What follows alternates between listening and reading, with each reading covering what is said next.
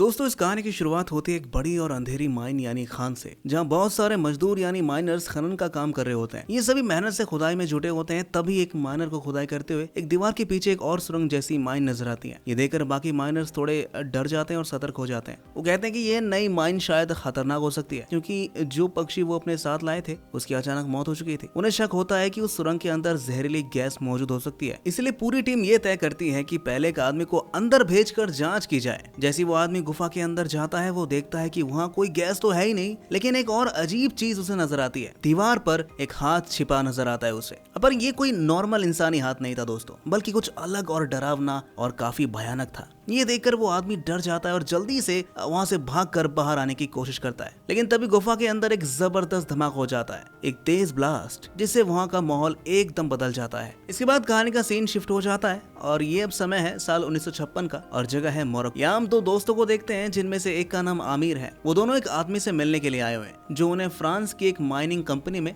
काम दिलवाने वाला था। लेकिन जब वो उस जगह पर पहुंचते हैं तो देखकर वो हैरान रह जाते हैं कि वहाँ पहले से ही कई उम्मीदवार यानी कैंडिडेट्स मौजूद थे, जो सभी उसी नौकरी के लिए आए हुए थे। जब आमिर और उसका दोस्त उस जगह पहुंचते हैं तो सामने लंबी लाइन लगी थी और बहुत सारे लोग नौकरी के लिए कतार में खड़े थे। फिर वो आदमी जो भर्ती प्रक्रिया संभाल रहा था, सबका एक एक करके टेस्ट लेता है। जो लोग टेस्ट में फेल हो जाते हैं उनके हाथ पर लाल रंग की मोहर यानी रेड स्टैंप लगा दी जाती है, और जो लोग पास हो जाते हैं उनके हाथ पर हरे रंग की मोहर यानी ग्रीन स्टैंप लगा दी जाती है। अब जब आमिर की बारी आती है तो वो टेस्ट पास नहीं कर पाता। उस आदमी द्वारा उसके हाथ पर भी रेड स्टैंप लगा दी जाती है। लेकिन आमिर को इस नौकरी की बहुत ज्यादा जरूरत थी, तो वो जानता था कि अगर ये मौका उसके हाथ से चला गया तो दोबारा नहीं मिलने वाला ऐसा मौका। इसलिए वो थोड़ा साहस दिखाता है और चुपचाप अपनी मुहर को हरे रंग में बदल देता है, यानी खुद ही वो ग्रीन स्टैंप लगा लेता है। उसकी ये हिम्मत देखकर वो अधिकारी हैरान रह जाता है, लेकिन उसकी जिद और जरूरत समझकर उसे सिलेक्ट कर लेते हैं। इसके बाद सभी सिलेक्टेड कैंडिडेट्स को एक बस में बिठाया जाता है, जो फ्रांस की माइनिंग कंपनी की तरफ रवाना हो गई थी। इसी दौरान कहानी में एक और नया किरदार एंट्री लेता है, बर्थर, जो एक प्रोफेसर है और वो इस कंपनी के मालिक फौजियर से मिलने आया हुआ है। वहाँ प्रोफेसर उससे कहता है कि उसे खास जगह जाना है,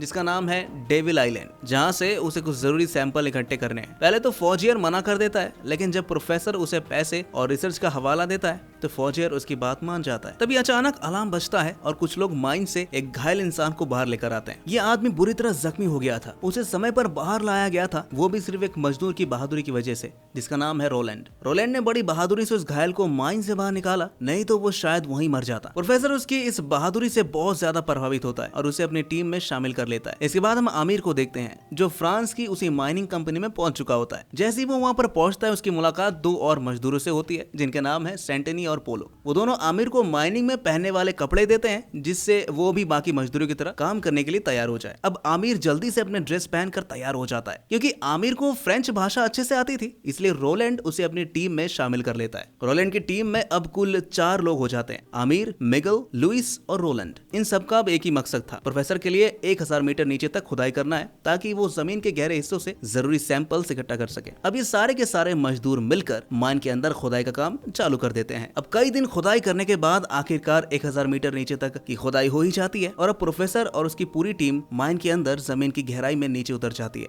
नीचे पहुंचकर प्रोफेसर एक खास तरह का डिवाइस जमीन पर लगाता है और फिर रोलैंड से कहता है कि वो यहाँ एक ब्लास्ट करे ताकि रास्ता बनाया जा सके। रोलैंड प्रोफेसर की बात मानकर विस्फोट कर देता है और एक नई सुरंग का रास्ता बन जाता है। अब सभी लोग एक एक करके उस सुरंग में दाखिल होते जाते हैं। अंदर जाकर वो आसपास देखते हैं और वो चौंक जाते हैं। वहाँ पर इंसानों के बनाए हुए रास्ते और दीवारें थी, यानी ये जगह कोई प्राचीन गुफा थी जहाँ पहले लोग हुआ करते थे। ये देखकर रोलैंड बाकी सभी को एक पुरानी माइन के बारे में बताता है। वो कहता है कि इसी माइन में पहले गैस की वजह से भयानक आग लग गई थी। उस हादसे के बाद इस माइन को बाहर से जो है बंद कर दिया गया था और उस समय काम कर रहे सभी मजदूरों का कोई पता नहीं चल सका था। वो सब के सब कहाँ गायब हो गए किसी को नहीं पता। अभी सभी लोग आपस में बात कर ही रहे होते हैं कि तभी रोलैंड को अचानक से महसूस होता है कि प्रोफेसर वहाँ मौजूद नहीं है। वो घबरा जाता है और तुरंत उसे ढूंढने के लिए निकल पड़ता है, ताकि खोज ज्यादा कारगर हो। अब वो अपनी टीम को 2 हिस्सों में बांट देता है। पहली टीम में खुद रोलैंड और मिगल होते हैं और दूसरी टीम में सेंटनी, लुइस और आमिर। सेंटनी, लुइस और आमिर जैसी कुछ दूरी तक चलते हैं, उन्हें जमीन पर पड़ा हुआ एक कंकाल दिखाई देता है, यानी एक पुरानी लाश। उस कंकाल के पास से लुइस को एक पत्थर से बनी अजीब सी चीज मिलती है, जो उसे काफी ज्यादा आकर्षक लगती है और वो उसे अपने पास रख लेता है। उसी दौरान आमिर जब उस कंकाल के हाथों को ध्यान से देख रहा होता है तो समझ में आ जाता है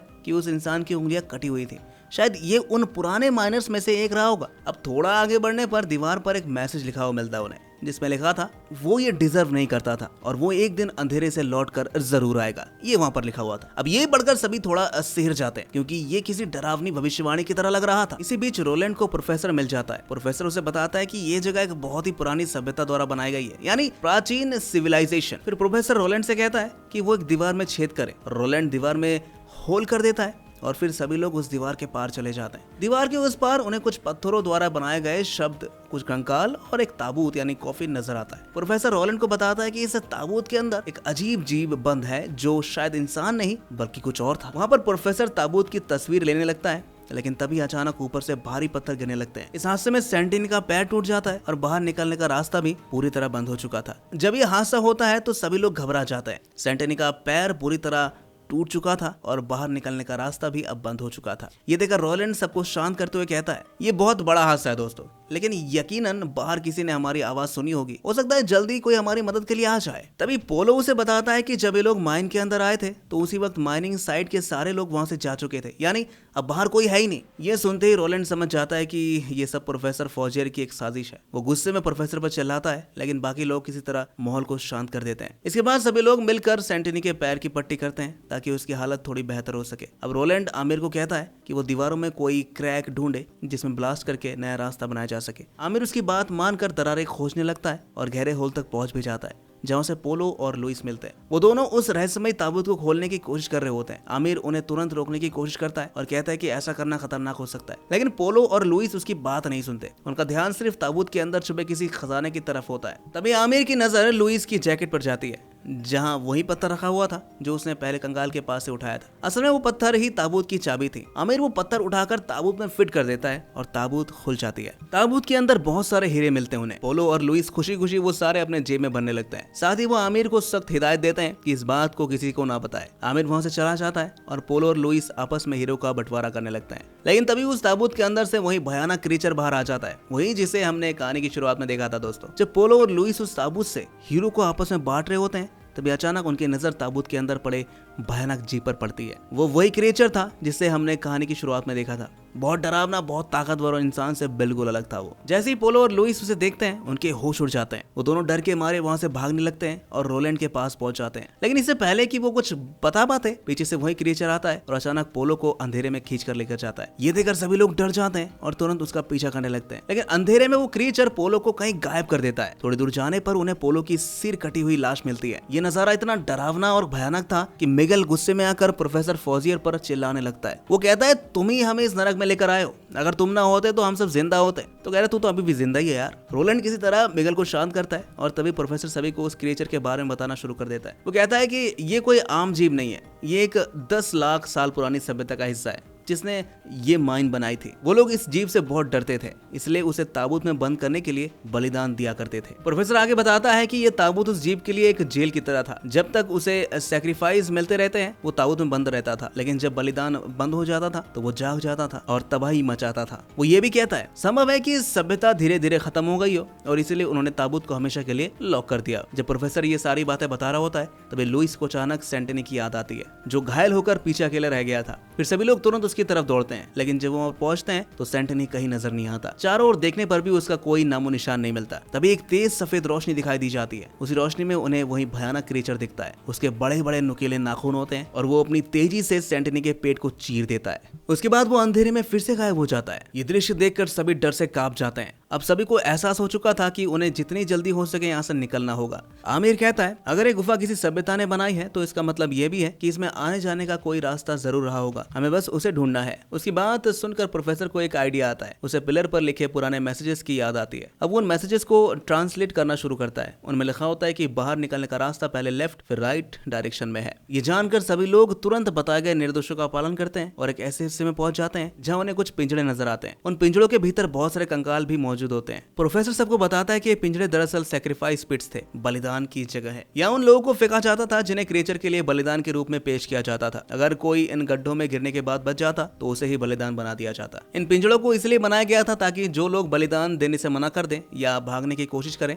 उन्हें वापस कभी बाहर ना निकलने दिया जाए। फिर प्रोफेसर को पास ही की दीवार पर उस क्रिएचर का नाम लिखा हुआ दिखाई देता है, मार्क नॉर्थ, जिसका अर्थ होता है द सोल ईटर, यानी रूह खाने वाला। प्रोफेसर आगे बताता है कि उस पुरानी सभ्यता का मानना था कि ये क्रिएचर स्वर्ग यानी हेवन से भगवान द्वारा भेजा गया था, इसलिए वो उसकी पूजा करते थे और बलिदान को एक धार्मिक कर्तव्य मानते थे। इन सभी खुलासों के बाद अब सब दोबारा उस पत्थर के पिलर के पास लौटते हैं जहाँ पहले उन्होंने ताबूत और दीवार पर लिखे चिन्ह देखे थे। वहाँ पहुंचकर वो देखते हैं कि अब उस जगह पर बहुत सारा खून फैला हुआ है, जो किसी नए हमले का संकेत था। प्रोफेसर और आमिर एक दरवाजे के पास जाते हैं जो शायद किसी नए हिस्से की ओर खुलता है। प्रोफेसर एक लीवर खींचता है जिससे वो दरवाजा लॉक हो जाता है। ये देखकर आमिर हैरान रह जाता है और वो प्रोफेसर से पूछता है, आपने दरवाजा क्यों लॉक कर दिया? इस पर प्रोफेसर बड़ी ठंडक से जवाब देता है, रोलैंड और बाकी माइनर्स अब मुझ पर शक कर रहे थे। अब मुझे लगा कि अगर हम बाहर निकले तो वो मुझे मार डालेंगे, इसलिए मैंने उन्हें इस दरवाजे के पीछे फंसा दिया। दूसरी तरफ मिगेल और लुइस दरवाजे को खोलने की कोशिश कर रहे थे। तभी उनकी नजर दीवार पर लिखे कुछ पुराने टेक्स्ट पर पड़ती है। इन टेक्स्ट को पढ़कर उन्हें एक और चौंकाने वाली जानकारी मिलती है कि ऐसे कुल 9 क्रिएचर्स और भी हैं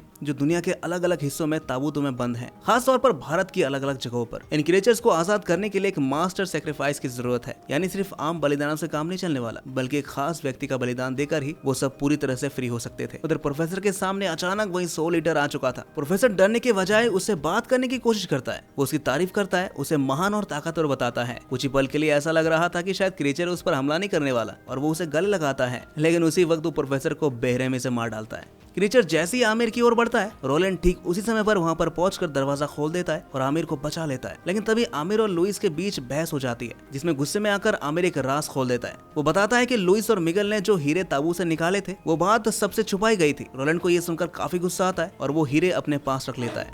अब सब मिलकर बाहर निकलने का रास्ता ढूंढने लगते हैं। इस दौरान वही क्रिएचर फिर से सामने आ जाता है और इस बार मिगेल को मार डालता है। इसके बाद वो लुइस को उठाकर ले जाता है। ये देखकर रोलैंड आमिर से कहता है, तुम यहाँ से भागो, मैं क्रिएचर का सामना करता हूँ। आमिर एक जगह पर जाकर छुप जाता है। थोड़ी देर बाद रोलैंड वहां पर पहुंचता है और दोनों साथ होते हैं। आमिर अब समझ चुका था कि क्रिएचर को कैसे भी करके रोकना होगा, वरना वो बाहर निकलकर पूरी दुनिया में तबाही मचा देगा। रोलैंड और आमिर मिलकर एक टनल में डायनामाइट फिट करते हैं ताकि ब्लास्ट करके उस क्रिएचर को हमेशा के लिए वहीं दबा दिया जाए। वो दोनों ऊपर चढ़ने लगते हैं, लेकिन ट्रिगर नीचे रह जाता है। अब दोनों फिर से नीचे आते हैं ट्रिगर उठाने के लिए और तभी क्रिएचर भी वहां पर आ जाता है। जैसे ही वो उन पर हमला करने आता है, आमिर और रोलैंड ट्रिगर दबा देते हैं और एक भयानक ब्लास्ट होता है। पूरा टनल अंदर से घिर जाता है। आमिर, रोलैंड और क्रिएचर तीनों उसी ब्लास्ट में मारे जाते हैं। क्रिएचर उस गुफा में हमेशा के लिए दब जाता है और इसी के साथ ये मूवी यहीं पर खत्म हो जाती है। तो दोस्तों, कैसी लगी आपको ये कहानी कमेंट में जरूर बताएगा और ऐसी मूवीज एक्सप्लेनेशन देखने के लिए हमारे इस चैनल को सब्सक्राइब जरूर कर लीजिएगा।